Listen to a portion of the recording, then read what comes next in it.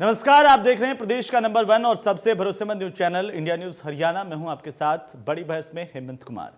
कृषि कानूनों को लेकर 72 दिनों से चल रहे आंदोलन के बीच विपक्ष लगातार सरकार की घेरेबंदी में जुटा है। लिहाजा कृषि मंत्री नरेंद्र तोमर ने आज सदन में विपक्ष के सवालों के जवाब दिए।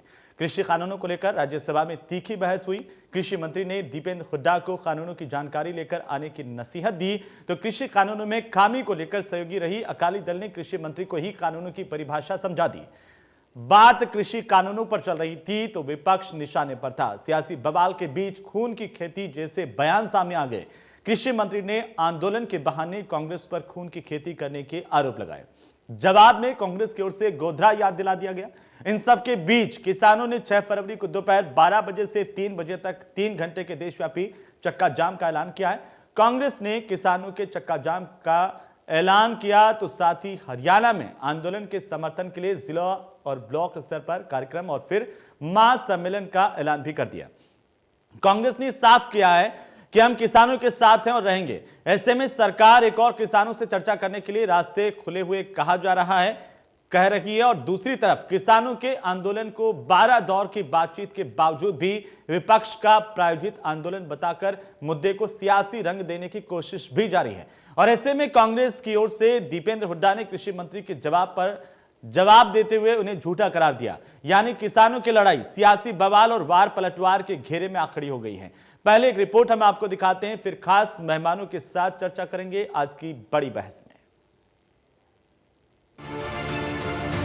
खेती पानी से होती है, ये तो सबको पता है।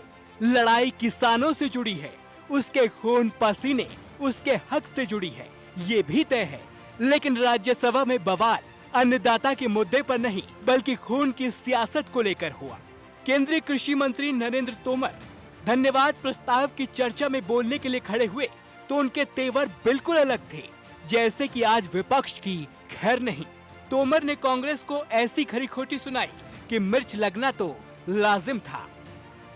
जी दुनिया जानती है, खड़गे जी दुनिया जानती है, पानी से खेती होती है, खून से खेती सिर्फ कांग्रेस ही कर सकती है। भारतीय जनता पार्टी खून से खेती नहीं कर सकती। बात खून की राजनीति पर ही नहीं थमी, फिर बात विपक्ष के उस स्लोगन वाली नींव पर आ गई जिसके बूते कृषि कानून को खत्म कराने की इमारत बनाई जा रही है। अब तक आपने दाल में कुछ काला है ये कहावत तो सुनी होगी, लेकिन अब कृषि कानून में कालेपन पर बहस हो रही है।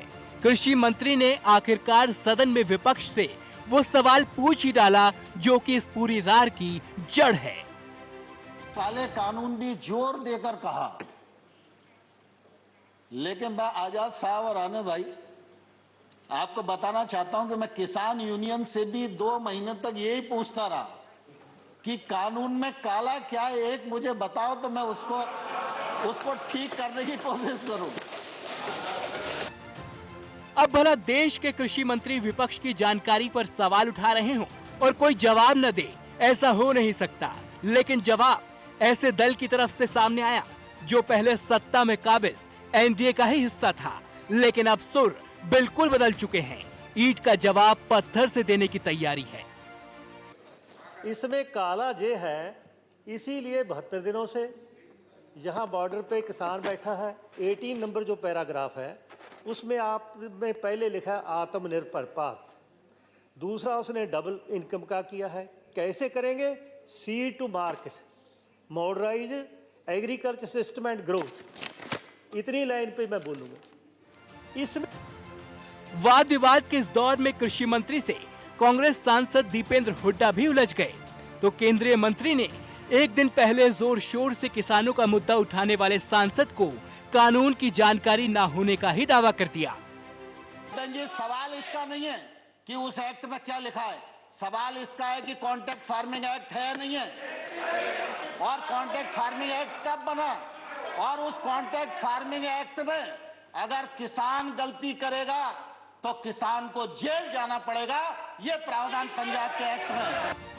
विपक्ष का घेराव हो तो सत्ता पक्ष एकजुट होकर ही सामने आता है, और जब कोई अपने अंदाज के लिए मशहूर सदन में बोलने के लिए खड़ा हो तो फिर जवाब ही कुछ अलग होगा। ये बिल मतलब ये बिल बोल रहे हैं कि भाई ये बिल है काला, मतलब ये सभी लोग बोल रहे हैं कि भाई ये बिल है काला, और जो बोलते हैं कि ये बिल है काला, उनके मुंह को क्या लगाना है क्या ताला।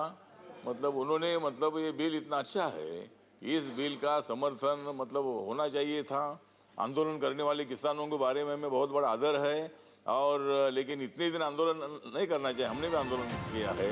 आंदोलन में तो एक्शन और सियासी ड्रामा लगातार चल ही रहा है, लेकिन सदन में भी अब फिल्मी तरानों से विपक्ष को कुछ समझाने की कोशिश की जा रही है। कहीं एक सिनेमा में आया था, जाने क्या तूने कही, जाने क्या मैंने सुनी, बात कुछ ऐसी बनी।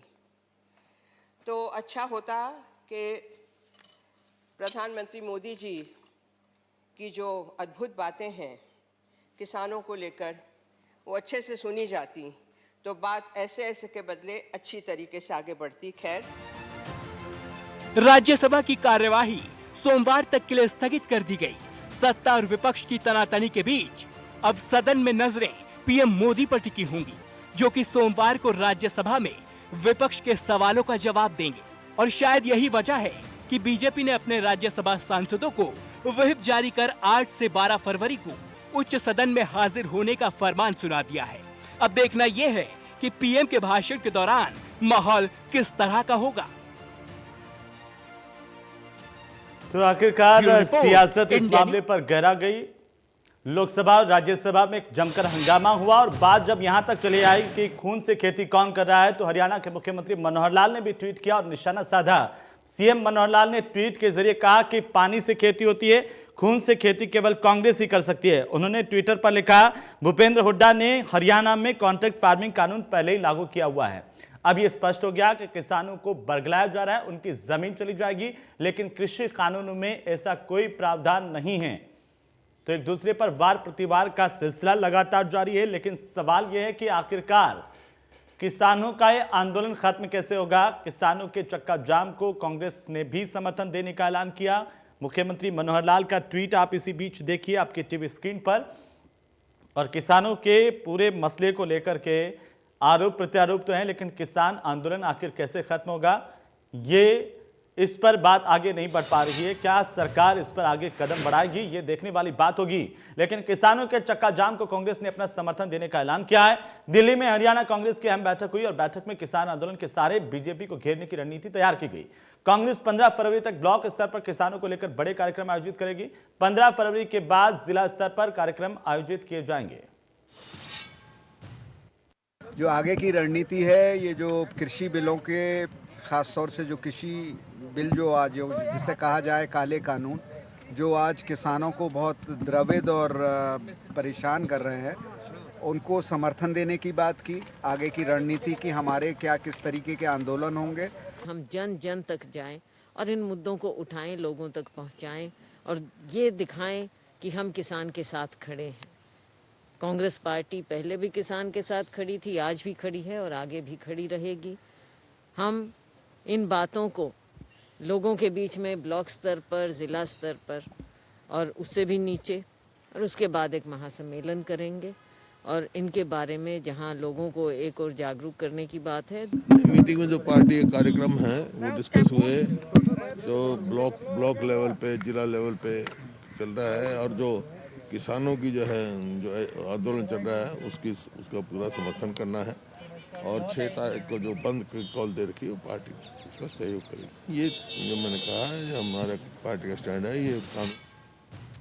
तो आज का सबसे बड़ा सवाल यही है कि आखिरकार क्या किसानों के चक्का जाम से समाधान निकल पाएगा, किसान आंदोलन का कोई रास्ता निकलेगा। सवाल यह भी है कि किसानों की लड़ाई आखिरकार खून पर क्यों आ गई। बीजेपी और कांग्रेस की तरफ से एक दूसरे पर आरोप प्रत्यारोप क्यों इस तरीके से किए गए। क्या विपक्ष किसानों को भड़का रहा है, क्योंकि लगातार सरकार ये आरोप लगा रखी है कि विपक्ष किसानों को भड़का रहा है। किसान कह रहे हैं कि हम किसी से भड़क नहीं रहे, कानूनों में अगर खोट नहीं है तो किसान आखिर गुस्से में क्यों है। इस सवाल का जवाब किसके पास है, क्या हमारी राजनीति के पास है या फिर संसद के पास है, या उस सरकार के पास जो लगातार कह रही है कि किसानों से हम बातचीत कर रहे हैं और साथ ही साथ किसानों की समस्याओं का शांतिपूर्ण समाधान निकालने की कोशिश भी कर रहे हैं। लेकिन सवाल तो इस बात का भी कि इतने दिन बीत जाने के बावजूद भी वो समाधान क्यों नहीं निकला, आखिर कमी कहां पर रही और आगे क्या होगा। हमारे साथ एक बड़ा पैनल है। मैं आपको बता दूं कि प्रवीण अत्रे बीजेपी के प्रवक्ता हमारे साथ हैं, साथ ही साथ सुरेश रोड साहब हैं, प्रवक्ता कांग्रेस पार्टी के, रजत पंजेटा हैं, प्रवक्ता इनेलो के, और शमशेर दैया हैं हमारे साथ, भारतीय किसान यूनियन के नेता। आप सभी का बहुत बहुत स्वागत है। और सबसे पहले प्रवीण अत्रे साहब, चूंकि आप जुड़े हैं तो आप ही से सवाल कि आखिरकार कानून में कोई खोट नहीं है तो किसान गुस्से में क्यों है सर? और दूसरा ये कि 2 महीने से ज्यादा का लंबा वक्त चला गया, इतने किसानों की मौत हो गई, 170 किसानों की करीब मौत होने की जानकारी, इसके बावजूद समाधान क्यों नहीं निकल रहा? क्या रोज रोज ऐसा कहना कि विपक्ष भड़का रहा है और किसान भड़क रहे हैं, ये उचित है? देखिए हेमंत, ये जो आपने प्रश्न पूछा है कि जब कानूनों में कोई खोट नहीं तो किसान में नाराजगी क्यों, इस बात का जवाब देंगे शमशेर सिंह दैया। क्योंकि हम लगातार एक सवाल पूछते हैं, केंद्रीय कृषि मंत्री 12 दौर की वार्ता कर चुके, एक ही सवाल उन्होंने भी पूछा कि आप काले कानून बोलते हो, तो आप बता तो दीजिए इन कानूनों में काला क्या है। अकाली दल ने बताया तो सही सर आप बता दीजिए, मैं जवाब दे देता हूँ। बता दीजिए क्या काला बताया उन्होंने जो बोला है वो जो आशंकाएं किसान संगठन के नेता प्रकट करते रहे उस विषय पे तो उन्होंने बात ही नहीं की। तो पैरा 18 का भी जिक्र कीजिए सर। हाँ, पॉइंट मैं वही कह रहा हूँ, पॉइंट 18 जिसकी वो बात कर रहे हैं हेमंत जी, मेरा निवेदन ये है कि अगर आपने उस पूरी बात को सुना होता तो उस चर्चा में क्या हुआ कि साहब एमएसपी चली जाएगी, क्या पॉइंट 18 में ऐसा लिखा है? चर्चा में क्या हुआ कि जमीन चली जाएगी, क्या पॉइंट 18 में ऐसा लिखा है? चर्चा में क्या हुआ कि मंडी खत्म हो जाएगी, क्या पॉइंट 18 में ऐसा लिखा है? मेरा सिंपल ये कहना है कि जब आप कानूनों को काला कहते हो तो आपको बताना चाहिए और सरकार तैयार है। अगर आप बताते हैं, केंद्रीय कृषि मंत्री तो ये भी कह रहे हैं कि साहब आप बताइए, हम उसको ठीक कर देंगे, लेकिन बता तो कोई नहीं रहा ना। मेरा कहना केवल एक ही है हेमंत, देखिए दुनिया में बहुत आंदोलन हुए हैं। आंदोलन किस लिए होता है? आंदोलन हमेशा होता है उत्पीड़न के खिलाफ, आंदोलन होता है अन्याय के खिलाफ, आंदोलन होता है शोषण के खिलाफ, लेकिन ये पहला आंदोलन है जो फ्रीडम ऑफ चॉइस के खिलाफ हो रहा है। सरकार ने किसान भाइयों को जो पुरानी व्यवस्था चल रही है खेती की, उसके पैरेलल एक नई व्यवस्था दे दी और सरकार का कहना यह है कि किसान भाइयों की चॉइस है कि वो पहली व्यवस्था के हिसाब से खेती करना चाहते हैं या नई व्यवस्था के हिसाब से करना चाहते हैं। ये उनकी चॉइस है, उनकी इच्छा है। वो कॉन्ट्रैक्ट फार्मिंग करना चाहते हैं या नहीं करना चाहते हैं, ये भी उनकी इच्छा है। लेकिन इस फ्रीडम ऑफ चॉइस के खिलाफ अगर आंदोलन हो तो क्या हेमंत भाई आपको ये बात हैरान नहीं करती? और सबसे बड़ी बात जो बार बार विपक्षी दल, विशेष तौर पर मैं कांग्रेस का जरूर जिक्र करूंगा यहाँ पे, किसान भाइयों में एक डर, एक भ्रम पैदा कर रही है। और वो डर और भ्रम किस बात का? कि कॉन्ट्रैक्ट फार्मिंग की वजह से आपकी जमीन चली जाएगी। हैरानी तब होती है जब पंजाब, जहां पे कांग्रेस की सरकार है, वहां पे कॉन्ट्रैक्ट फार्मिंग कैप्टन अमरिंदर ही लेके आए थे 2006 के अंदर। महाराष्ट्र कांग्रेस की सरकार है, वहां पे कॉन्ट्रैक्ट फार्मिंग। छत्तीसगढ़ कांग्रेस की सरकार है, वहां पे कॉन्ट्रैक्ट फार्मिंग। और सबसे बड़ी बात हेमंत, जो पंजाब में कॉन्ट्रैक्ट फार्मिंग का कानून लागू है और जो केंद्र सरकार कॉन्ट्रैक्ट फार्मिंग का कानून लेके आ रही है, दोनों के अंतर को समझना पड़ेगा। पंजाब में जो कॉन्ट्रैक्ट फार्मिंग का कानून है उसमें बाकायदा लिखा है कि किसान को पेमेंट 30 दिनों में मिलेगी, जबकि केंद्र के कानून में क्या लिखा है कि 3 दिन के अंदर किसान को पेमेंट करनी पड़ेगी। व्यापारी 3 दिन के लिए बाध्य है। पंजाब के कानून में क्या लिखा है? 30 दिन, मतलब किसान 1 महीने के लिए लटका रहे। और जो सबसे बड़ी हैरान करने वाली बात है, पंजाब के कॉन्ट्रैक्ट फार्मिंग एक्ट के अंदर हेमंत आपको जान के हैरानी होगी, ये लिखा है कि अगर किसान कॉन्ट्रैक्ट की शर्तों को तोड़ता है तो उसको 1 महीने की जेल हो सकती है, उसको कम से कम 5,000 रुपए और ज्यादा से ज्यादा 5 लाख रुपए तक का जुर्माना हो सकता है। जबकि केंद्र के कानूनों में क्या लिखा है कि किसान जब चाहे कॉन्ट्रैक्ट की शर्तों से बाहर जा सकता है, उसको ना कोई सजा होगी ना कोई जुर्माना लगेगा। कॉन्ट्रैक्ट की शर्तों में बंधा कौन है? व्यापारी। ये अंतर है दोनों कानूनों में। और उसके बावजूद कांग्रेस जैसी पार्टी जिस तरह से झूठ, भ्रम, ढोंग और धोखे की राजनीति कर रही है, किसानों को झूठ बोल के बरगलाने की कोशिश कर रही है, मुझे लगता है चर्चा का विषय वो है किस तरह से कांग्रेस लगातार झूठ बोल रही है इन कानूनों को लेकर। हमें उस पर विशेष चर्चा करनी चाहिए। लेकिन किसी के गुमराह करने से कोई कोई सिर्फ फ्रीडम ऑफ चॉइस के लिए तो 170 लोगों की कुर्बानी नहीं कर देगा सर, और कोई यहाँ पर 2 महीने से ज्यादा वक्त से 0 डिग्री के बराबर टेम्परेचर में सड़क पर नहीं बैठा रहेगा, कीलों के बीच में, इतने बैरिकेडिंग के बीच में। और वो भी है, चलो बैठा भी रह जाए, आपके मुताबिक मान भी लिया जाए कि कांग्रेस बरगला रही है, तो कुछ लोग ये सवाल उठा रहे हैं। खुद किसान संगठनों ने कहा है कि अगर विपक्ष हमसे दूर रह करके हमें बरगला रहा है तो हम तो सरकार के साथ 12 दौर की बातचीत में 8-8, 9-9 घंटे तक बैठे हैं, हमें तो समझाई देते। और किसानों की ही नहीं, आपके खुद के सहयोगियों को समझा देते, हनुमान बेनीवाल से लगा करके अकाली दल तक उन्हीं को समझा देते। एक मंत्री ने इस्तीफा दिया, उनको समझा देते, और बाकी के कुछ आप ही की पार्टी के भीतर से भी लोगों ने ये कहा है कि ये खराब है, ये गलत है, हम किसानों के साथ है, तो उन्हीं को समझा देते। चलिए मैं उस पर आऊंगा अत्रे साहब। और रही बात, आप आर्टिकल इसके पॉइंट 18 पैरा की बात कर रहे हैं या बाकी चीजों की बात कर रहे हैं, आपने देखिए बहुत अच्छे तरीके से समझाया कि अच्छाई क्या है, उनको क्या परेशानी है, उनकी बात भी समझ लेते हैं। शमशेर दहिया साहब, किसान क्यों बरगला रहा है? अगर विपक्ष आपको बरगला रहा है और आप उसके बहकावे में आ रहे हैं, वो कह रहे हैं अच्छी व्यवस्था है,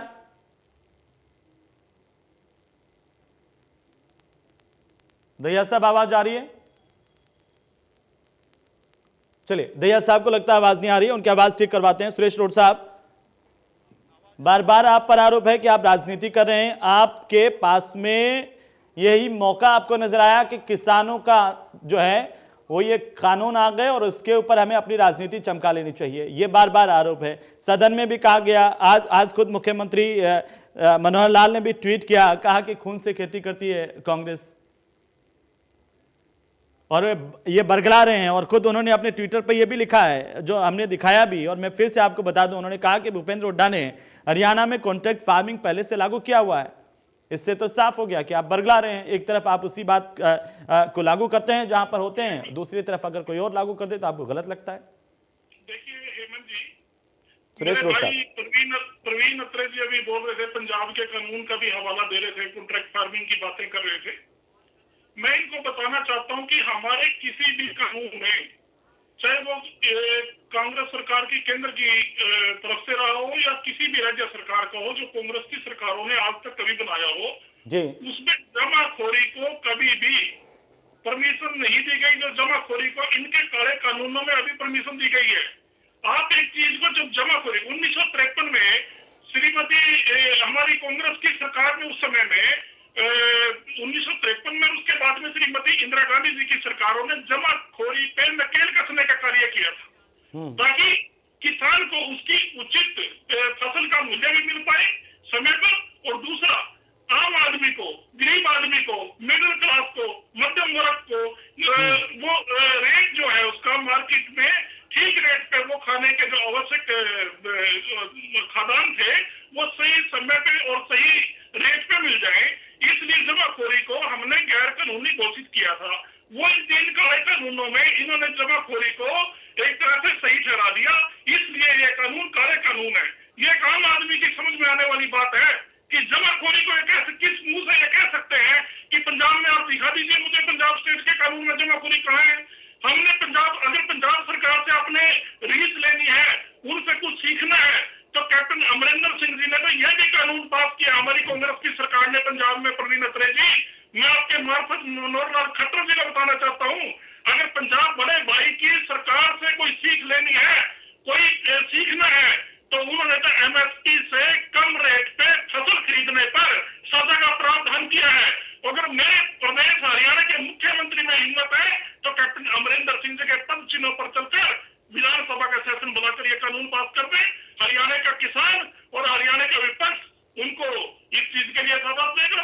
वो जमाखोरी जो आपने काले कानूनों में जिसका प्रावधान किया उस पर बैन कर दे, हम उस चीज के लिए आपकी तारीफ करेंगे और आपको शाबाश देंगे।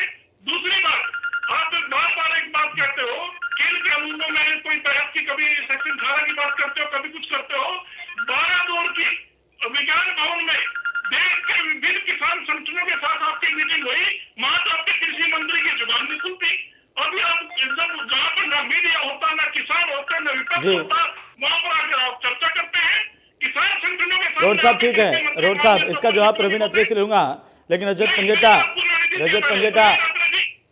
पंजेटा ठीक है रोड साहब, ठीक है, मैं आता हूं रोड साहब आपके पास, वापस आता हूं रोड साहब, आपकी बात सुनिए। रजत पंजटा जी, आपको भी लग रहा है कि अच्छा मौका है, जैसा कि सरकार बार बार कह रही है कि विपक्ष बरगला रहा है?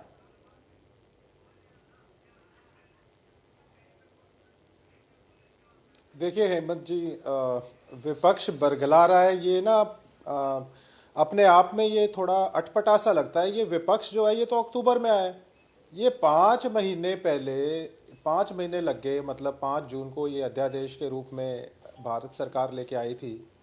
दया साहब आ रहा हूं मैं, दया साहब आ रहा हूं, कांड नहीं हुआ था तब तक पता ही नहीं चला था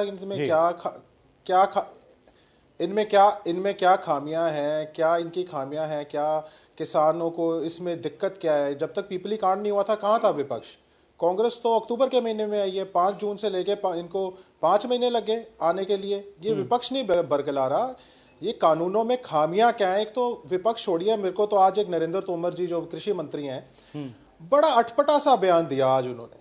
आज वो पूछते हैं कि इसमें बताइए कि काला क्या है, मतलब कि हम जो 2-2.5 महीने पहले जो डिबेट कर रहे थे आज हम वो दोबारा करेंगे। अरे आप खुद मान चुके हो कि इसमें 12 अमेंडमेंट हम करने के लिए सरकार तैयार है, 1.5 साल तक टालने के लिए तैयार है, यानी आप इसमें जो खामियां हैं आप खुद मान रहे हैं। एक टायर के अंदर आपकी गाड़ी में 2 पंचर हो जाए, वो लीक होने लग जाए, आप उसको पूरे टायर बर्बाद हो गए, उसमें इतनी अमेंडमेंट्स आज सरकार तैयार है करने के लिए, उसमें खामियां बार बार गिना चुके हैं। फार्म प्रोड्यूस एक्ट का सेक्शन 13 है, सेक्शन 15 है, एसेंशियल कमोडिटीज एक्ट के अंदर आप पूरी की पूरी 198% तक कीमत बढ़ाने की एक व्यापारी को छूट दे रहे हो, और आप ऊपर से कहते हो कंट्रैक्ट फार्मिंग में जमीन नहीं जाएगी। अरे आपने सीधा उसका जो वर्ड यूज किया है, देखिए हेमंत जी, इन्होंने बड़े शातिर तरीके से उसमें लोन का वर्ड यूज नहीं किया है। सेक्शन 8 और सेक्शन 9A में सीधा उन्होंने कहा है कि वो इंफ्रास्ट्रक्चर, व्यापारी इंफ्रास्ट्रक्चर खड़ा करने के लिए क्रेडिट ले सकता है। क्रेडिट का मतलब उनको क्या है, वो उसके ऊपर लोन ले सकता है। अगर उसके अंदर ये बातें, ऐसा नहीं है कि किसान जो यूनियन है, जितने भी वहां लोग गए हैं 40 लोग, उन्होंने उनको बताई नहीं हुई। बाकायदा बिंदुवार बिंदु एक रिपोर्ट सबमिट की गई है कृषि मंत्री को, सब कुछ बताया गया, तभी तो वो माने हैं अमेंडमेंट्स के लिए। आज वो कहते हैं कि इसमें काला क्या है। एक तो आप विपक्ष को तो बाहर ही कर दीजिए, ये तो सिर्फ राजनीति करने आए हैं। अगर इनके अंदर जरा सी भी गैरियत होती तो ये सोए हुए नहीं रहते अक्टूबर तक। ये जब ये लगा कि आंदोलन हो गया, किसान पिट लिया, उनके फ्रैक्चर हो गए, तो अब कांग्रेस आ गई दिखाने के लिए, हाँ हाँ हाँ हम भी किसान हितैषी हैं, कांग्रेस किसान के साथ खड़ी गई है। अरे ये कोई राजनीति करते हैं, ये कोई किसान के साथ नहीं खड़े। अब मैं आना चाहूंगा परवीन अत्रे जी की बातों के ऊपर। परवीन अत्रे जी ने बात की freedom of choice. Atre ji, freedom of choice बोलते हो आप, फ्रीडम ऑफ गारंटी दीजिए, आप गारंटी की बात कीजिए। आप आय दुगनी की बात करते हो, राजनीतिक बयान। आय दुगनी की बात करते हो तो एमएसपी पे कानून क्यों नहीं बनाते? एक तरफ तो आप बार बार ये कहते हो कि 2022 तक आय दुगनी करेंगे, दूसरा आप ये एमएसपी के ऊपर कानून बनाने को तैयार नहीं हो। आज एक रेडी वाले के पास जाओगे ना तो उससे पूछोगे भैया समोसा कितने का है, वो बोलेगा मेरा समोसा 10 रुपए का है। दूसरे को पूछोगे भाई वहां तो 5 का मिल रहा है, वो कहेगा भैया जाके उसी से ले ले। आज किसान अपनी फसल की जो वो है वो निर्धारित नहीं कर सकता। ये बोलते हैं कि वर्ल्ड इंटरनेशनल WTO के हिसाब से, वर्ल्ड ट्रेड ऑर्गेनाइजेशन के हिसाब से, कि नितिन गडकरी जी का खुद का बयान है कि जो MSP है वो ज्यादा है। एक तरफ कहते हैं कि किसान खुद तय करेगा रेट, दूसरी तरफ नितिन गडकरी जी कहते हैं कि MSP ज्यादा है, MSP हटा देनी चाहिए। इनके दोनों के बयान जो हैं ये आपस में मैच नहीं करते। आज सिर्फ कृषि मंत्री जी ने जो बयान दिया, भाजपा के प्रवक्ता सिर्फ उसी को एलैबोरेट कर रहे हैं। कोई तर्क बिल्कुल नहीं है, कोई रीजनिंग बिल्कुल नहीं है, सिर्फ बोलने के लिए आपने बोल दिया। आप कहते हो एक पैरेलल व्यवस्था हमने दे दी, ठीक है, पैरेलल व्यवस्था दे दी आपने। अरे जब वो पैरेलल व्यवस्था की मोनोपोली हो जाएगी, जब वो आपकी प्राइवेट मंडियां, आपने मान लिया आपने फसल साल 2 साल का ज्यादा मूल्य दे भी दिया और आपकी APMC मंडियां पूरा का पूरा बंद हो गया, जैसे FCI का कर्जा बढ़ता जा रहा है उसका भट्टा बिठा दिया आपने, हर ऑर्गेनाइजेशन का आपने भट्टा बिठा दिया। वो अलग बहस का मुद्दा है, किसको क्या बेच दिया, किसका भट्टा बिठा दिया या किसको उठा दिया, वो किसानों का मसला नहीं है, उस पर अलग से डिबेट कर लेंगे। लेकिन ठीक है, आपने अपनी बात रख दी है। दैया साहब मैं आप ही के पास आ रहा हूँ। शमशेर दैया, सवाल ये कि आपके चक्का जाम से क्या किसानों के इस आंदोलन का कोई समाधान निकलेगा? और सरकार कह रही है कि आपको विपक्ष बरगला रहा है, गुमराह कर रहा है, और आप गुमराह हो रहे हैं।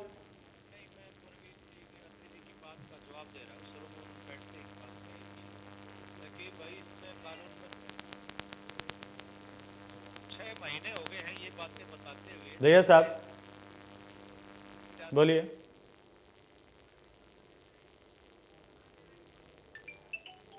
रैया साहब आपकी आवाज़ मुझे स्पष्ट नहीं आ रही है। मैं कोशिश करता हूं कि फिर से आपका फ़ोन जुड़वाया जाए और आपकी आवाज़ स्पष्ट आ जाए, लेकिन प्रवीण अत्री साहब सीधा सीधा विपक्ष आप पर ही आरोप लगा रहा है। उधर दिग्विजय सिंह ने सवाल किया, आपने कहा कि खून की खेती कांग्रेस कर सकती है, और खुद मुख्यमंत्री मनोहर लाल ने भी कहा। दिग्विजय सिंह कह रहे हैं कि गोधरा में हुआ वो कौन सी खेती थी, वो पानी से खेती हुई थी।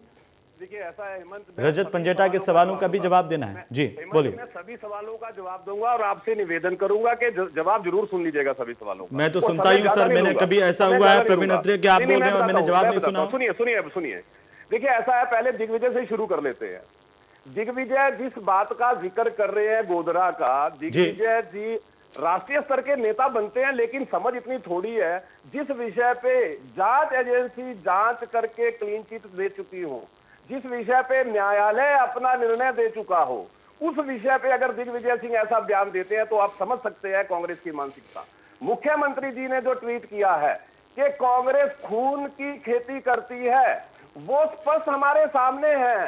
कादमा कांड हरियाणा के अंदर किसान आंदोलन कर रहे थे बिजली के लिए और कांग्रेस की सरकार थी, गोली चला के 6 किसान मार दिए। लोहारू के अंदर किसान आंदोलन कर रहे थे, गोली चलाई, 1 किसान मार दिया। असंध के अंदर किसान आंदोलन कर रहे थे, गोली चलाई, वहां पे किसान मार दिए। लोनी बॉर्डर पे किसान आंदोलन कर रहे थे, गोली चलाई, किसान गोली से उड़ा दिए। अरे साहब कितने एग्जाम्पल दूं मैं कांग्रेस के। 3 लाख से ज्यादा किसान खुदकुशी करने पे मजबूर हो गए उसी व्यवस्था की वजह से, जिस व्यवस्था को दोबारा लाना चाहते हैं ये एजेंडाधारी। देखिए जो व्यवस्था से देश में खेती हो रही थी हेमंत, उस व्यवस्था अगर वो अच्छी व्यवस्था थी तो क्या वजह थी कि किसान गरीब से और गरीब होता चला गया? क्या वजह से 3 लाख से ज्यादा किसानों ने खुदकुशी कर ली?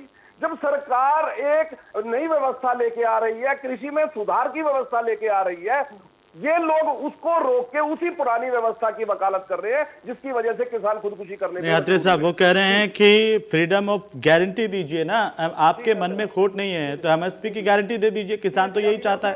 भाई मैं उसी पे बात कर रहा था, इसलिए मैंने आपसे निवेदन किया। उन्होंने ये भी कहा कि नितिन गडकरी, देखिए वो मैं इसलिए बता रहा हूँ सर, वो बीच में आ जाए आपके जवाब में, आप ही के लिए बता रहा हूँ कि आपको याद आ जाए कि आपको क्या क्या बोलना है। हेमंत जी मुझे याद करने की जरूरत नहीं है, मेरी उन्होंने कहा कि नितिन गडकरी ने कहा कि एमएसपी तो खत्म कर देनी चाहिए, आप कह रहे हैं कि हम आज दुगना कर देंगे, क्या फॉर्मूला है सर? अब सुनिए ये बात, ये जो लोग यहाँ पे बैठ के कह रहे हैं नितिन गडकरी ने कहा एमएसपी खत्म कर देनी चाहिए, इससे बड़ा झूठ क्या हो सकता है? मतलब आप उस आदमी की विश्वास कर रहे हो जो आदमी शरेआम झूठ बोल रहा है। देखिए मैं झूठ गिनवाता हूँ इस भाई के। पहला इसने झूठ बोला कि सरकार 12 संशोधन, पहले तो इनको समझना चाहिए संशोधन क्या होता है।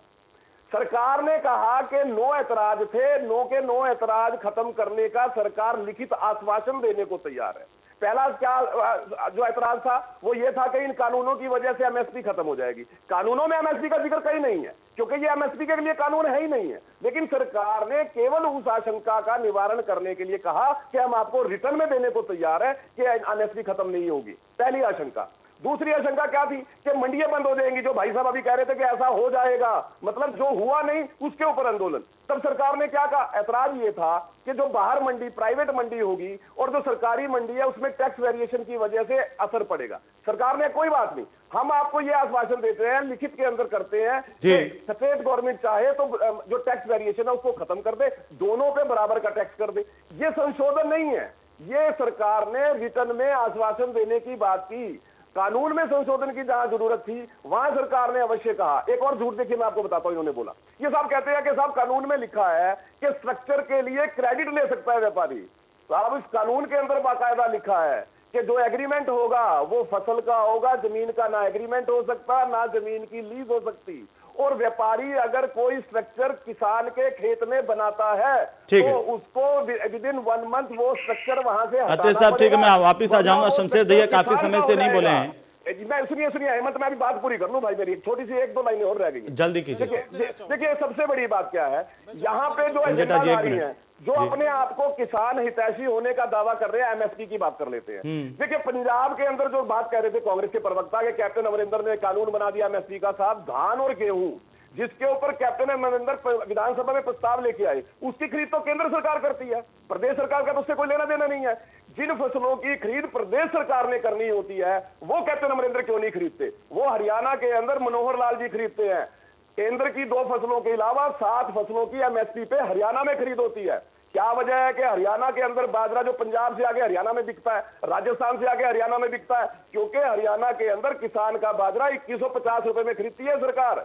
हरियाणा सरकार ने सरसों एमएसपी पे खरीदी, सूरजमुखी एमएसपी पे खरीदी, कपास तक खरीदे हैं। और सर वो भी तो आप ही के मुख्यमंत्री हैं जिन्होंने ट्वीट करके बोला कि अगर बाहर का किसान यहाँ पर हमारी मंडी में बेचने आ जाए तो उसके खिलाफ कार्रवाई होगी। वो भी तो आप ही के मुख्यमंत्री थे, आप ही के पार्टी के थे अत्रे साहब। निवेदन आपसे ये है कि इसका और अगर बिना मंडी के बाहर अगर कोई आप कह रहे हैं कि खुले तौर पर बेचने की, तो पहले किस में मनाई थी सर अत्रे साहब? किसान ये पूछा कि पहले कहां मनाई थी? मेरा निवेदन है, अगर किसी व्यापारी को कहीं कोई बेचना चाहे देश भर में तो पहले कहां बनाई थी? एक ही देश था। आपने ई नाम की बात की, आपको बताना चाहिए देश को। ये पूछ रहा है विपक्ष कि आपको बताना चाहिए सर, आपने 6 साल में कितनी मंडियों को ई प्लेटफॉर्म पर ला करके जोड़ दिया जिससे किसान का भला हो जाता। विपक्ष ये भी पूछ रहा है अत्रे साहब कि आपने किसान सम्मान निधि का जिक्र करते इस बजट में उसको घटा क्यों दिया? अरे जवाब ले लो ना भाई, पहले जवाब। मैं आता हूँ सब पे आता हूँ अत्रे साहब, आता हूँ। देखिए मैं ऐसी चर्चा नहीं करूंगा, आप कोई भी सवाल पूछ कर आगे निकल जाते हो। आपने अत्रे साहब शमशेर दहिया काफी देर से सुन रहे हैं हमें। मेरा निवेदन है हेमंत जी, आपने इतना बड़ा सवाल खड़ा किया है। अत्रे साहब ये बड़ा सवाल, मैं आ जाऊंगा सर, वापस आ जाऊंगा। नहीं मैं देखिए हेमंत जी, मेरा निवेदन है, मैं एक लाइन में जवाब खत्म कर देता हूं जो आपने मुख्यमंत्री। हाँ आप बोलिए जल्दी संक्षेप में बोलिए सर। जो आप कह रहे हैं कि मुख्यमंत्री जी ने कहा कि बाहर का अनाज, देखिए जो फसलें हरियाणा प्रदेश सरकार अपने पैसे से खरीदती है, केवल मुख्यमंत्री जी का कहना यह था कि बाहर से अगर कोई किसान आके यहाँ पे हरियाणा में बेचेगा तो प्रदेश सरकार नहीं खरीदेगी, क्योंकि प्रदेश के पैसे पे प्रदेश के किसान का हक है। पहले सर यही तो दुविधा है। प्राइवेट मंडी में ओपन मार्केट में कहीं भी बेच सकते हैं, उसमें कोई ऐतराज नहीं है, लेकिन यही तो दुविधा है सर। वो रजत पंजेटा जी आपके बात पर मुस्कुरा रहे हैं। मेरी बात सुनिए हेमंत, आपकी जेब में जो पैसा है उस पे पहला हक किसका है? आपके परिवार का। हरियाणा प्रदेश की सरकार के पैसे किसका है? हरियाणा के किसान का। और जब प्रदेश सरकार अपने पैसे से ये कानून के जरिए यही बात तो कृषि मंत्री समझा रहे हैं सर, आप उसके उल्टा जा रहे हैं कि एक देश एक मंडी। अरे सुनिए भाई, हमारा किसान कहीं भी बेच दे और इससे उसको लाभ हो जाए, हम तो यही चाहते हैं। आप कह रहे हैं आप अब राज्य के हकों की बात आ गई तो फिर राज्यों की मंडियां होंगी ना सर।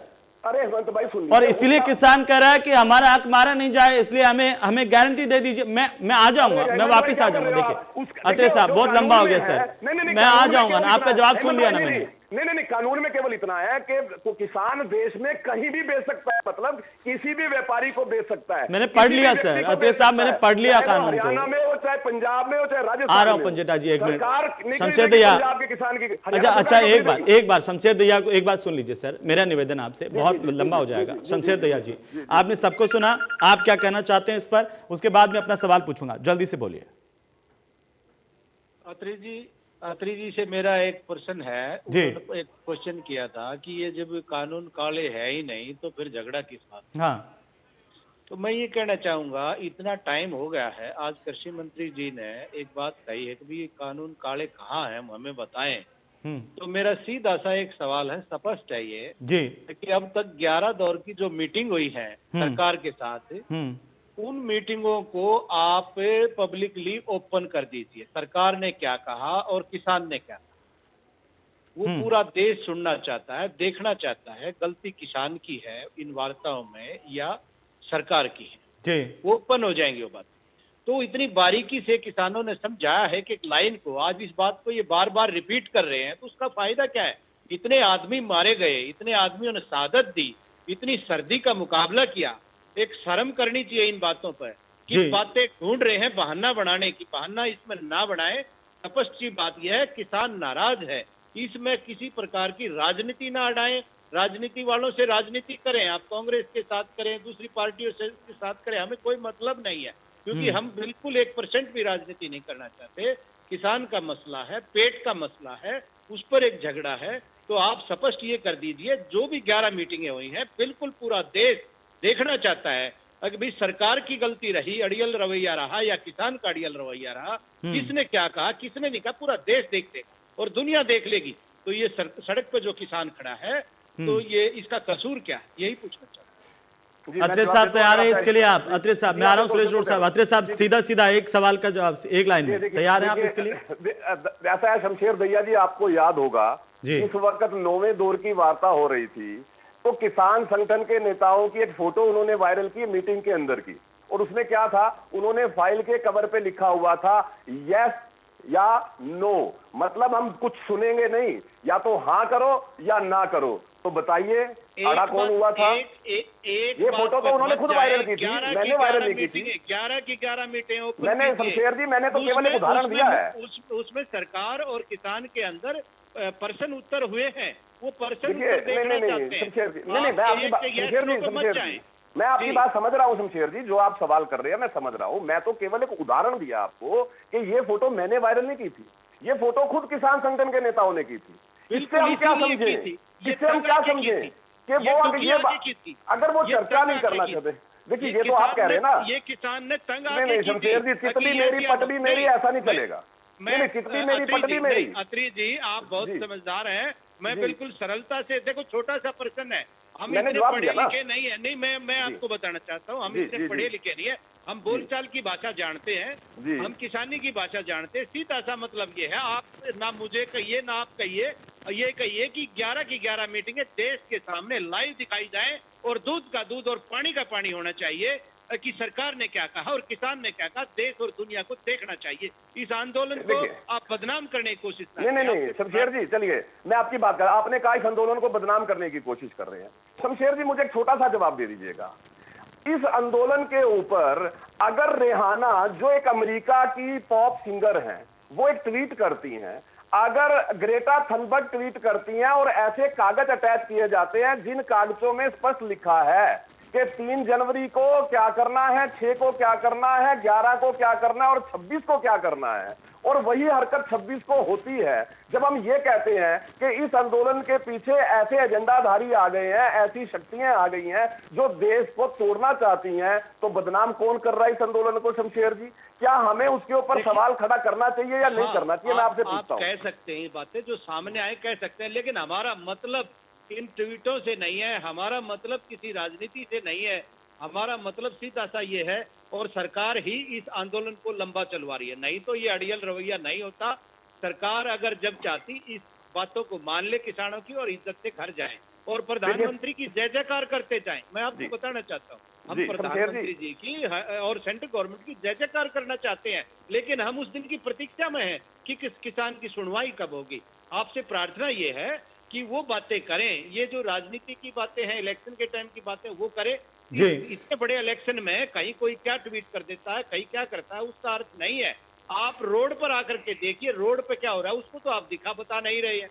आप किसी ट्वीट को ढूंढ कर लेके आते हैं। नहीं शमशेर जी, देखिए शमशेर जी ऐसा है, हमें पता है हमारे देश का किसान देशभक्त है, इसीलिए हम अपने भाइयों से निवेदन कर रहे हैं कि आप इस आंदोलन को खत्म कीजिए, क्योंकि इस आंदोलन में ऐसे एजेंडाधारी घुस चुके हैं, वामपंथी घुस चुके हैं। ये तो जिम्मेदारी आपकी है ना प्रवीण अत्रे साहब, ये भी सवाल पूछ रहे हैं कि जब इंटरनल सिक्योरिटी को लेकर के आप सवाल कर रहे हैं, उसकी जिम्मेदारी तो आप ही की सरकार की है। अगर इतने लोग इसमें विदेशी ताकतें घुस गई हैं तो इसका जिम्मेदार कौन है फिर? देखिए हेमंत, आपने बिल्कुल सही कहा, बिल्कुल सही। और मैं उस पर जानना नहीं चाहता, किसान को मतलब नहीं है कौन ग्रेटा है, किसान को रिहाना से मतलब नहीं है। और अत्रे साहब जो आप रिहाना बोल रहे हैं वो रिहाना नहीं है, वो रेहाना बोल रहे हैं वो रेहाना नहीं है, रिहाना है, वो मुस्लिम नहीं है। अरे मैंने कब कहा मुस्लिम है भाई? मैंने बोली है बात वो मुस्लिम है, मैंने बोला ऐसा? क्या कर रहे हो हेमंत भाई आप? इंटरनेशनल ताकतों की बात आप कर रहे हैं, किसान को क्या मतलब है आपकी ताकतों से? किसान को एमएसपी की गारंटी चाहिए, किसान को चाहिए कि तीनों कानून, आज किसान कह रहा है कि वो बातचीत हमने की और आपने की, उसको सामने लाइए। बिल्कुल सही कहा आपने। जब एनआईए के नोटिस जारी होते हैं, अब किसको कौन सी साजिश कर दी, घुस गए, इसलिए किसान आंदोलन, इसलिए आप कह रहे हैं अत्रे साहब, इसलिए कह रहे हैं कि बंद कर दो आप आंदोलन। एजेंसियां अपना काम करती हैं, एजेंसियों ने, एनआईए ने अपना नोटिस जब जारी किया ऐसे लोगों के खिलाफ, तो उस वक्त उनके समर्थन में कौन आके खड़े हो गए? किसान थोड़ी आके खड़े हो गए, अब कौन आके खड़े हुए, कौन आके नहीं खड़े हुए, इससे किसान को क्या मतलब है सर? अरे संगठन के नेताओं ने कहा था कि एनआईए का दुरुपयोग हो रहा है। हेमंत भाई अपने आप को अपडेट रखिए। राकेश टिकैत और सारे किसान नेताओं ने तो कहा हम तो जानते ही नहीं है कौन रिहाना है, कौन ग्रेटा है, कौन आपकी वो कमला हैरिस की भतीजी है, बहन है। अरे मैंने कब कहा कि एनआईए का नोटिस रिहाना को इश्यू हुआ? आप पहले बात को तो समझ लीजिए। जिनको अत्रे NIA ने साहब, नोटिस जारी किया आप था, बीच में कह रहे हैं ना इंटरनेशनल साजिश, मैं इसलिए कह रहा हूँ, भाई, किसान आप को क्या इससे कर रहे मतलब हो? नहीं है। आप क्यों मिक्स कर रहे हो? साजिश हो गई, आप निपटिए, आपकी जिम्मेदारी है। आंतरिक सुरक्षा का मसला सरकार का है। सुरेश रोड जल्दी से जवाब दीजिए, क्या कहना चाह रहे हैं, उसके बाद रजत मुंजेटा है। नोटिस जारी किया था जो किसानों के आंदोलन में गिरफ्तार कीजिए ना सर, गिरफ्तार कीजिए ना, FIR दर्ज की जल्दी से जल्दी। और सुशांत के मैटर पे इतना बोलते थे, क्या हुआ? फिर देश पूछेगा कहां पर आपसे? उनके लिए रिहाई की मांग कौन कर रहा है जिनको सरकार ने? आप छोड़िए ना रिहाई, आपको इंटरनेशनल साजिशों का पर्दाफाश कीजिए, वो अलग मसला है, वो गृह मंत्रालय का मसला है। लेकिन किसान का क्या हो? जो किसान के 170 लोग मारे गए हैं, उनका क्या हो? भैया एक वही तो मैं समझा रहा हूं, जब पुलिस अपना काम कर रही है तो उन लोगों के समर्थन में आके खड़े हो जाते हैं कि उनको रिहा करो। जब NIA अपना नोटिस इशू करती है उसके समर्थन में आके खड़े हो जाते हैं कि दुरुपयोग हो रहा है। जब एजेंसियां इसका भंडाफोड़ कर रही हैं, पर्दाफाश कर रही हैं, जो ट्वीट हुए हैं उनके बारे में जब एजेंसियां ग्रेटा 16 साल की लड़की है सर, ग्रेटा 16-17 साल की लड़की है। अरे भाई जानता हूं मैं जिसके टूल किट को लेकर के विदेश मंत्रालय बयान दे रहा है, जिसके टूल किट को लेकर के सब लोग बयान दे रहे हैं, तो आपसे पूछा नहीं जाएगा फिर विजय माल्या को अब तक FIR दर्ज की हुई, गिरफ्तार करके क्यों नहीं लाए? मेहुल चौकसी को 6 साल में गिरफ्तार करके क्यों नहीं लाए? कहां गई थी आपकी सरकार? फिर आपसे पूछा नहीं जाएगा कि बाकी के जो भगोड़े हैं जो देश लूट कर गए उनको गिरफ्तार करके NIA और बाकी चीजें क्यों नहीं लेकर के आई? मुझे हैरानी होती है, सरकार विजय माल्या प्रत्यर्पण के लिए लगातार केस लड़ रही है और आप कहते हैं सर, इसीलिए हम कह रहे हैं अत्रे साहब कि वो अलग मसला है, वो गृह मंत्रालय को, सुरक्षा एजेंसियों को काम करने दीजिए। यहाँ तो सवाल इस बात का है कि किसानों की शहादत का जिम्मेदार कौन है? ये लड़ाई खून पर क्यों आ गई है? ये लड़ाई किसान की लड़ाई है, MSP की लड़ाई है, कानून की लड़ाई है, उस पर बात होनी चाहिए। सुरेश रोड जल्दी से जवाब दीजिए, उसके बाद आगे बढ़े। ठीक है अत्रे साहब, ठीक है, मैं समझ गया आपकी बात। पार्टी इसके पीछे है, राजनीतिक विरोधी दल के नेता वहां पे जाके भाषण करते हैं। उनसे निपटिए ना सर, उनसे निपटिए ना। आप भी तो राजनीतिक दल है अत्रे साहब, आप दुनिया का सबसे बड़ा राजनीतिक दल है और वो कह रहा है कि विपक्ष बरकरार देगा। मतलब कमाल हो गया सर। इसीलिए आपसे चर्चा कर रहा हूं कि उनको बेनकाब कर रहा हूं विरोधी दलों। हाँ कीजिए ना सर, आपकी सरकार है, उनकी गिरफ्तारी कीजिए, कौन मना कर रहा है? क्या बातें कर रहे हो यार? विरोधी दल के नेताओं को क्यों गिरफ्तार करें अगर वो राजनीति कर रहे हैं? कैसी बातें करते हैं हेमंत भाई आप? अगर विरोधी दल का नेता कोई अंतर्राष्ट्रीय साजिश का हिस्सा है तो गिरफ्तार कीजिए सर। देश के लिए सब आपके साथ खड़े हुए हैं, इतना बहुमत आपकी सरकार को, और उसके बावजूद अगर आप ये कहेंगे ना अत्रे साहब, तो देश की जनता आपसे जरूर सवाल करेगी कि इसलिए तो आपको बहुमत नहीं दिया था हमने, कि आप कहते हैं विरोधी दल का नेता अगर कोई अंतर्राष्ट्रीय साजिश का हिस्सा है और उसको हम गिरफ्तार नहीं कर रहे हैं, छोड़ रहे हैं। भाई पहले अपने आप को अपडेट करो। मैंने विरोधी दल का नेता अंतर्राष्ट्रीय साजिश कर रहा है ऐसा कब कहा? मैं पूछ रहा हूं, मैं तो कह रहा हूं, मैंने कब कहा? मैं तो ये कह रहा हूं कोई भी हो जो इस देश के खिलाफ साजिश कर रहा है उसकी गिरफ्तारी कीजिए। बिल्कुल होगी, कोई नहीं बचेगा, बस खत्म कीजिए, कोई नहीं बचेगा। ये भरोसा है मुझे आप पर, इसलिए कह रहा हूं ना जल्दी से जल्दी गिरफ्तारी कीजिए, लाइए उनको, बेनकाब कीजिए गिरफ्तार करके। जो भी देश के खिलाफ षड्यंत्र रचेगा वो नहीं बचेगा, इस बात वही ठीक है, ठीक है, उससे कोई इनकार नहीं कर रहा अत्रे साहब, उससे मैं भी आपके साथ खड़ा हुआ हूं। सबसे पहला व्यक्ति होऊंगा जो आपके पक्ष में ट्वीट करके धन्यवाद दूंगा आपकी सरकार को, लेकिन किसानों का मसला है। धन्यवाद आपका। सुरेश रोड जल्दी से टिप्पणी कीजिए, सुरेश रोड जल्दी से। सुन रहा था आपको, थोड़ा मेरे लिए जल्दी, इतनी जल्दी से ना बोले आप। तो देखिए सबसे पहले जो बड़ी बात है आज की इस डिबेट में, एक तो प्रधानमंत्री जी ने एक काल दूर बताया अपने आप को। मैं उस विषय में कहना चाहता हूँ, अगर माननीय देश के प्रधानमंत्री किसान आंदोलन से, किसानों से एक फोन कॉल दूर है, तो ये फिर बैरिकेड, ये कील, ये आंसू गैस, ये इतना सुविधा जो बीच में सरकार ने। अरे रोड साहब आप ही कहेंगे कि ये लोग दिल्ली कर आ गए, ये हंगामा कर दिया, इनको रोका क्यों नहीं? तो पुलिस की भी तो कोई जवाबदेहिता बनती है ना सर। देखिए एक बात, दूसरी बात, नरेंद्र तोमर रोड साहब पुलिस की भी तो अपनी जवाबदेहिता बनती है ना। फिर आप कहेंगे अमित शाह को इस्तीफा दे देना चाहिए, लाल किले तक पहुंच गए, तो पहुंचने से रोकने के लिए इंतजाम तो करना होगा ना सर। दोनों बातें तो नहीं चलेगी ना रोड साहब। मैं आता हूँ, एक बात मैं कहना चाहता हूँ, नरेंद्र तोमर जी ने कहा है कि ये पंजाब का आंदोलन है। मैं अपने भाई को कहना चाहता हूँ और नरेंद्र तोमर जी को भी कहना चाहता हूँ कि बीजेपी की सरकार हरियाणा में है और यूपी में भी है। आप तो इस सवाल का जवाब दे दीजिए, भूपेंद्र हुड्डा ने कॉन्ट्रैक्ट फार्मिंग लागू किया या नहीं किया हरियाणा में? अरे 2007 में भूपेंद्र हुड्डा ने खुद कहा मैं लेके आया 2007 में कॉन्ट्रैक्ट फार्मिंग। झूठ बोल रहे हो आप यार, नहीं किया। देखिए मैं हर बात पे जवाब देता हूँ, धैर्य के साथ सुन लीजिएगा। जी। कॉन्ट्रैक्ट फार्मिंग तो मैं भी अपनी जमीन को ठेके पे देता हूँ, उसको भी कॉन्ट्रैक्ट बोलते हैं। मैं पहले भी कह चुका हूँ, दोबारा कहता हूँ, ये जो जमाखोरी ठीक है, चलिए रोड साहब ठीक है, रोड साहब ठीक है। रजत पंजेटा जल्दी से कमेंट, रजत पंजेटा जल्दी से कमेंट। अत्रे साहब मैं आ रहा हूँ सर, आ रहा हूँ, एक एक करके आ रहा हूँ जी। हेमंत जी जी देखिए, जितने कड़े सवाल हो सकते थे प्रवीण अत्रे जी से मैंने किए हैं, आप ये नहीं कह सकते हैं इस बात को लेकर के। अत्रे जी जरूर कहते रहते हैं मुझे वो, लेकिन जितने कड़े सवाल एक पत्रकार के तौर पर मैं उनसे मुझे पूछना चाहिए था, मैंने पूछा है। हेमंत भाई वो आपका हक है, और मुझे पता है कि हंसते हंसते अत्रे साहब मन में चाहे कुछ भी कहें, लेकिन सामने से मुझे नहीं कहेंगे कि गलत क्यों पूछा। आपका हक है भाई, पत्रकार हो, सवाल आपका पूछना हक बनता है, मैंने कहा ठीक है, लेकिन सही सवाल पूछो। हेमंत जी मैं हर बात का जवाब देना चाहूंगा जी। अत्रे जी 2 मिनट। 2 मिनट नहीं है सर, आप 40 सेकंड में खत्म कीजिए अपना। अत्रे जी ने कहा कि मैं 40 सेकंड में खत्म करता हूं, मैं सिर्फ रेलेवेंट बात करता हूं जो भी है। इन्होंने कहा कि ये बहुत सुधार, एमएसपी पे इन्होंने गोलमोल बात की, कानून बनाने की बात नहीं की, लिखित गारंटी की बात की, पहली बात जी। दूसरी बात इन्होंने बात करी कि ये कृषि सुधार बिल है, कृषि सुधार के लिए ये रेवोल्यूशन लाना चाहते हैं, रिफॉर्म्स लाना चाहते हैं।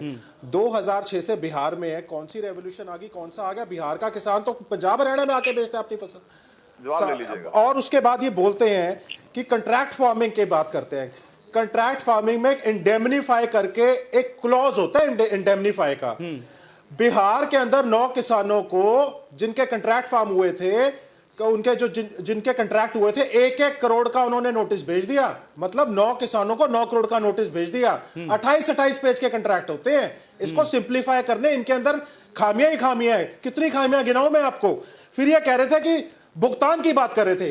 गेट पास, आप देखिए हेमंत जी, आपको भी पता, आपके डिबेट में हुई है सारी कुछ। हरियाणा में हाल क्या था, भुगतान का हाल क्या था, कितना गेट पास की दिक्कतें कितनी थी। इनको हरियाणा सरकार को ऑर्डर देना पड़ा कि हम आपके खिलाफ एक्शन लेंगे, किसानों का भुगतान करो। महीनों तक किसान का भुगतान नहीं हुआ। पंजेटा साहब, बाकी आपके जहां पर भुगतान की बात कर रहा हूं मैं, फसल की सरकार है, वहां पर भी आप पंजाब में देख लीजिए, मंडियों में समस्याएं हर जगह पर सामने आई है। एक आखिरी टिप्पणी चाहता हूं, आखिरी टिप्पणी दहिया साहब की बात की, इन्होंने कहा कि 3 दिन में भुगतान होगा। आखिरी टिप्पणी चाहता हूं, मेरे पास आखिरी टिप्पणी, 1 मिनट मेरी बात खत्म होने दीजिए। आज का जो मुद्दा था टीवी स्क्रीन पर चल भी रहा है, जब ये कानून काढ़े है ही नहीं तो क्या किसानों को विपक्ष ने भड़का रखा है, यही आज का मुद्दा था। हाँ। लेकिन दूसरी तरफ बातें लेकर के चले गए। मैं इतना ही कहता हूँ कि एक तरफ तो सरकार बैठे, एक तरफ किसान नेता बैठेंगे सामने। हाँ। और उस पूरे के पूरे दिन वो लाइव दिखाया जाए और देश की जनता जाने कि कसूर किसका है, कानूनों में क्या कमी है। फिर दोबारा से ठीक है दहिया साहब, उम्मीद करता हूं कि आपके सुझाव का सरकार जो है वो संज्ञान लेगी और इस पर आगे बढ़ेगी। लेकिन फिलहाल बहुत बहुत शुक्रिया, माफी चाहता हूं सबसे कि समय नहीं है। बहुत बहुत शुक्रिया प्रवीण अत्रे साहब आपका भी, शमशेर दहिया साहब आपका भी, सुरेश रोड साहब, रजत पंजेटा जी आपका भी बहुत बहुत शुक्रिया। कुल मिलाकर के सबसे बड़ी बात यही है कि आखिरकार जो किसान आंदोलन कर रहा है उसका निष्कर्ष कब निकलेगा। सरकार और किसानों के बीच में बातचीत का दौर फिर से शुरू होना चाहिए। सरकार को किसानों से बातचीत की पहल करनी चाहिए और इसका नतीजा निकालना चाहिए, समाधान निकालना चाहिए। यही अंतिम लक्ष्य है, ये होना भी चाहिए। नमस्कार।